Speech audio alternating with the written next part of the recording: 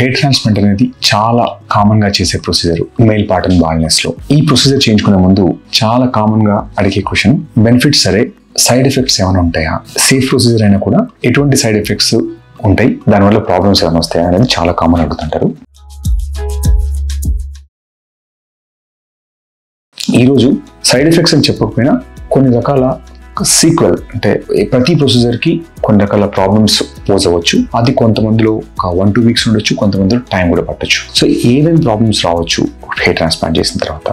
Most common first problem, మనం donor site ఎక్కడైతే మనం గ్రాఫ్ట్స్ హార్వెస్ట్ చేస్తామో అక్కడ మనం యూజువల్గా 0.7 mm నుంచి 0.8 or 0.9 mm పంచెస్ వాడతాం, చిన్న చిన్న పంచెస్.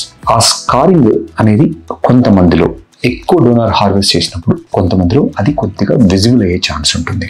మనం హెయిర్ పెరిగిన తర్వాత కనపడదు, కానీ మీరు ఎప్పుడైనా షేవ్ చేసినప్పుడు చిన్న చిన్న డాట్స్ లాగా కొంతమందిలో అది హార్వెస్ట్ మనం ఎక్కువ చేస్తే వచ్చే కాంప్లికేషన్, అది సైడ్ ఎఫెక్ట్. అది ఇది అందరికీ రాదు. ఖచ్చితంగా మీరు ఎక్స్పీరియన్స్ సెంటర్లో కనుక చేస్తే మనం గ్రాఫ్ట్ గ్యాప్ ఇస్తాం కాబట్టి ఈ కాంప్లికేషన్ మనం ఈ సైడ్ ఎఫెక్ట్ని ఆల్మోస్ట్ మనం ప్రివెంట్ చేసుకోవచ్చు. కొంతమంది మినిమల్ కనపడ్డా కూడా అది ఓన్లీ షేవ్ చేసినప్పుడే కాబట్టి అది పెద్ద పట్టించుకోవాల్సిన అవసరం లేదు.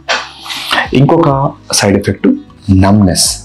అంటే మనం చేసిన ఏరియా అంతా కూడా, స్పెషల్గా రెసిపియంట్ ఏరియా ఎక్కడైతే హెయిర్ పెడతామో అక్కడ మనము టుమిసెన్స్ అనెస్థీషియా ఇస్తాం. సో ఆ ఏరియానంతా కూడా ఒక అనెస్థీషియా చేసి కొద్దిగా లిక్విడ్ ఇంజెక్ట్ చేస్తాం లోపల, గ్రాఫ్ పెట్టడం కోసం బెడ్ తయారు చేసుకుంటాం. దానివల్ల టెంపరీగా నర్వ్స్ నమ్ అయ్యే ఛాన్స్ ఉంటుంది.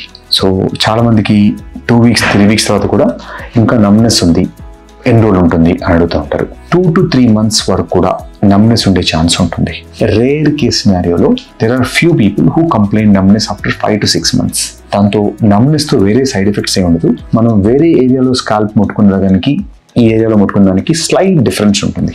దానివల్ల డే టు డే లైఫ్కి ఇబ్బంది ఉండకపోవచ్చు, కానీ ఎవరైతే పర్సెప్షన్ అంటే మనం టచ్ చేసి చూసే వాళ్ళకి నాకు స్కాల్ప్ ముందులాగా తెలియట్లేదు, అంత ఫ్రీగా ఆ ఫీల్ తెలియట్లేదు అనేది, ఇది కూడా ఒక one of the possible side effect. Third thing, pain.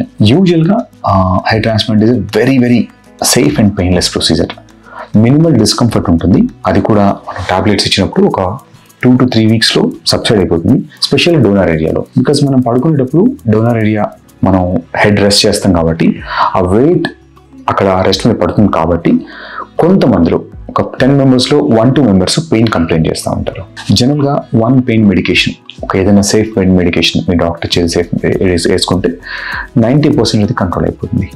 Pain medication వద్దు అనే వాళ్ళలో కొంతమందిలో up to 4 weeks to 8 weeks, కొంతమంది లిటిల్ లాంగర్ వరకు కూడా ఆ డిస్కంఫర్ట్ ఉండే ఛాన్స్ ఉంటుంది. సో ఖచ్చితంగా మీరు కనుక ట్రాన్స్ప్లాంట్ చేయించుకోవాలని ఉంటే మాత్రం మీ పర్టికులర్ స్కాల్ప్కి, మీ కండిషన్కి ఎటువంటి సైడ్ ఎఫెక్ట్స్ రావచ్చు, ఇప్పుడు ఈరోజు మనం డిస్కస్ చేసిన ఈ 3 సైడ్ ఎఫెక్ట్స్ కాకుండా ఇన్ఫెక్షన్ లాంటివి చిన్న థింగ్స్ పాసిబిలిటీ ఉంటుంది. అదంతా కూడా మీ ఉన్న ఎగ్జిస్టింగ్ కండిషన్ బట్టి, మీరు డయాబెటిక్ పేషెంట్ అయితే ఉండొచ్చు, హైపర్టెన్సివ్ పేషెంట్ అయితే కొన్ని రకాల సైడ్ ఎఫెక్ట్స్ రావచ్చు. మీ మెడికల్ కండిషన్ పూర్తిగా తెలిసిన తర్వాతనే మనం సైడ్ ఎఫెక్ట్స్ని మనం ఎస్టిమేట్ చేయగలుగుతాం. సో మీరు ప్రొసీజర్ వైజ్ చాలా సేఫ్ ప్రొసీజర్, కానీ మీరు చేయించుకునే డాక్టర్ మంచి ఎక్స్పర్ట్ అయ్యేటట్టు చూసుకోండి, మెడికల్ ఫీల్డ్ అయ్యేటట్టు చూసుకోండి. ఎందుకంటే ఈ సైడ్ ఎఫెక్ట్స్ అనేది నాన్ మెడికల్ పర్సన్స్కి, ఒక టెక్నీషియన్స్కి ఇవన్నీ అర్థం కావు. సో రేపు కాంప్లికేషన్ వచ్చినప్పుడు వాళ్ళని బ్లేమ్ చేయడం కంటే మొదలే కనుక మీరు ఒక రైట్ డాక్టర్ కానీ, రైట్ క్లినిక్ కానీ, ఒక సర్టిఫైడ్ డాక్టర్స్ దగ్గరికి వెళ్తే మీకు ఇలాంటి ఇష్యూస్ని 99% మనం ప్రివెంట్ చేసుకోవచ్చు.